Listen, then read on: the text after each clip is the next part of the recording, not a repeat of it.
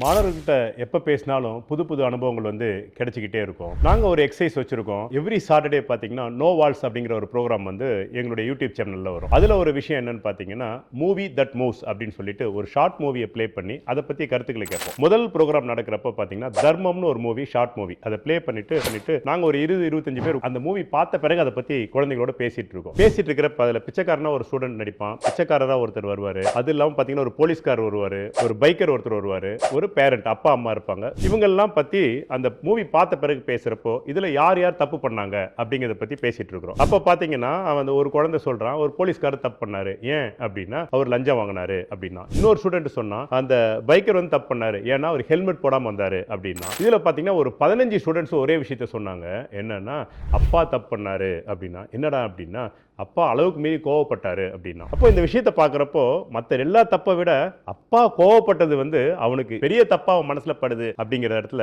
நமக்கு ஒரு லேர்னிங் இருக்குதானே, யோசித்து பாருங்க. அப்போ பேரண்டா பாத்தீங்கன்னா நம்ம பத்திய ஜட்ஜ்மெண்ட்டை குழந்தைகள் எங்க கொண்டு வந்து கொடுத்துருவாங்க, ஸ்கூல்ல கொண்டு போய் சேர்த்துருவாங்க. ஞாபகம் வச்சுக்கோங்க. அதனால பேரண்டா நம்ம கவனமா இருக்க வேண்டியது ரொம்ப ரொம்ப முக்கியம். உங்களுக்கும் இது மாதிரி அனுபவங்கள் இருந்தால் நீங்க ஷேர் பண்ணிக்கலாம்.